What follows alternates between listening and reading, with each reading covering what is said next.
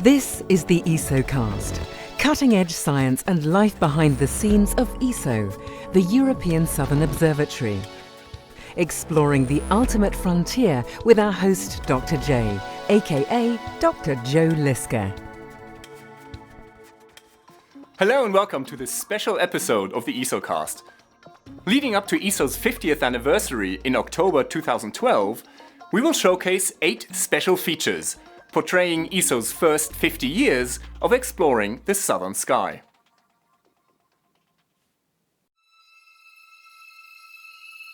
This is the story of an epic adventure. A story of cosmic curiosity, courage and perseverance. The story of how Europe went south to explore the stars.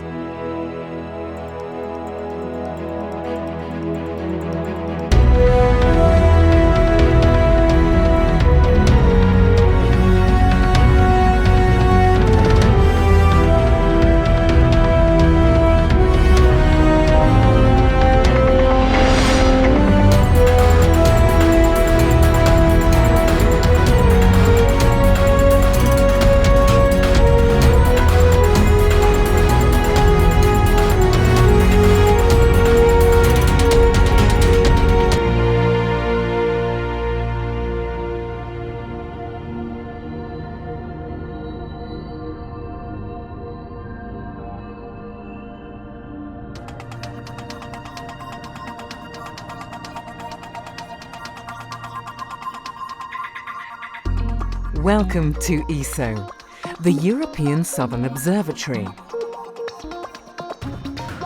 50 years old, but more vital than ever.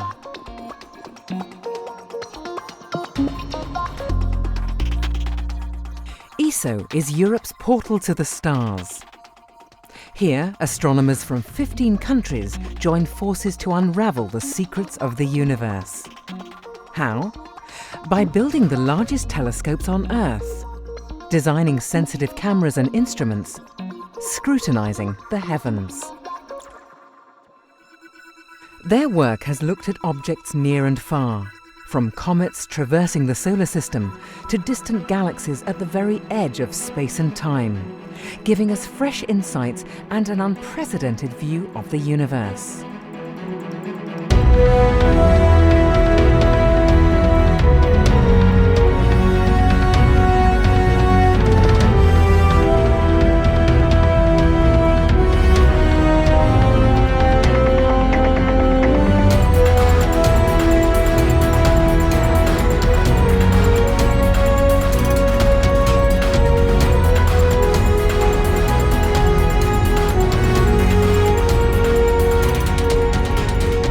A universe of deep mysteries and hidden secrets, and staggering beauty.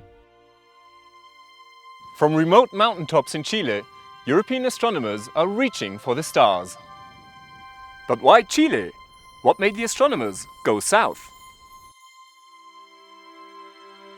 The European Southern Observatory has its headquarters in Garching, Germany. But from Europe, only part of the sky can be seen. To fill in the gaps, you have to travel south.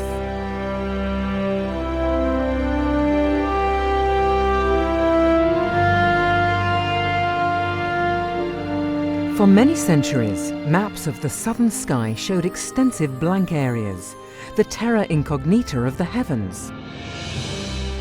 1595. For the first time, Dutch traders set sail to the East Indies.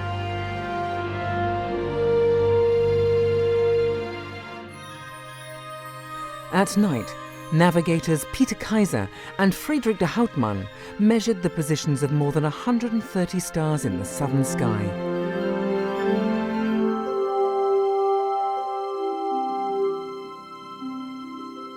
Soon, celestial globes and maps showed 12 new constellations, none of which had ever been seen before by any European. The British were the first to construct a permanent astronomical outpost in the southern hemisphere. The Royal Observatory at the Cape of Good Hope was founded in 1820. Not much later, John Herschel built his own private observatory close to South Africa's famous Table Mountain. What a view! Dark skies, bright clusters, and star clouds high overhead. Little wonder that Harvard, Yale, and Leiden observatories followed suit with their own southern stations. But the exploration of the southern sky still took lots of courage, passion, and perseverance.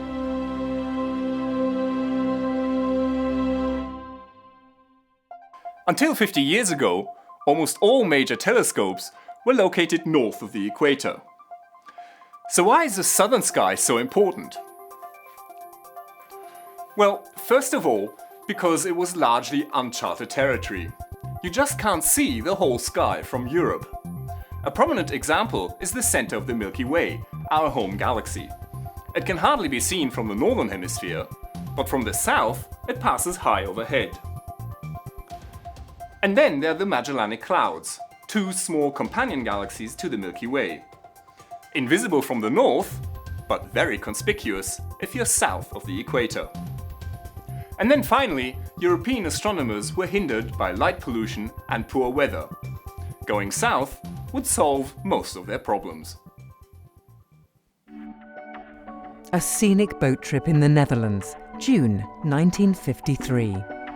It was here on the IJsselmeer that the German-American astronomer Walter Baade and the Dutch astronomer Jan Oort told colleagues about their plan for a European observatory in the southern hemisphere. Individually, no one European country could compete with the United States. But together, they might. 7 months later, 12 astronomers from 6 countries gathered here, in the stately Senate room of Leiden University. They signed a statement expressing the desire to establish a European observatory in South Africa. This paved the way for the birth of ESO. But hang on, South Africa? Well, it made sense, of course. South Africa already had the Cape Observatory and, after 1909, the Transvaal Observatory in Johannesburg. Leiden Observatory had its own southern station in Hartbeespoort. In 1955, astronomers set up test equipment to find the best possible spot for a big telescope. Zeekoegat in the Great Karoo or Tafelkopje near Bloemfontein. But the weather was not all that favourable. Around 1960, the focus shifted to the rugged landscape of northern Chile. American astronomers were also planning their own Southern Hemisphere observatory here. Harsh horseback expeditions revealed much better conditions than in South Africa. In 1963, the die was cast. Chile it would be. 6 months later, Cerro La Silla was picked as the future site of the European Southern Observatory. ESO was no longer a distant dream. In the end, 5 European countries signed the ESO Convention on the 5th of October 1962, the official birthday of the European Southern Observatory. Belgium, Germany, France, the Netherlands and Sweden were firmly committed to jointly reach for the southern stars.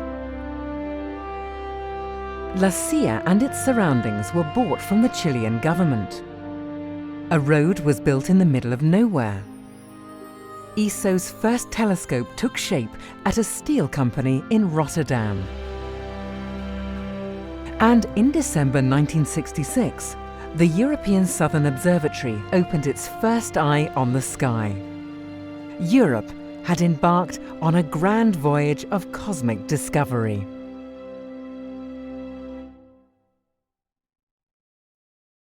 This is Dr. J, signing off from this special episode of the ESOcast. Join me again next time for another cosmic adventure.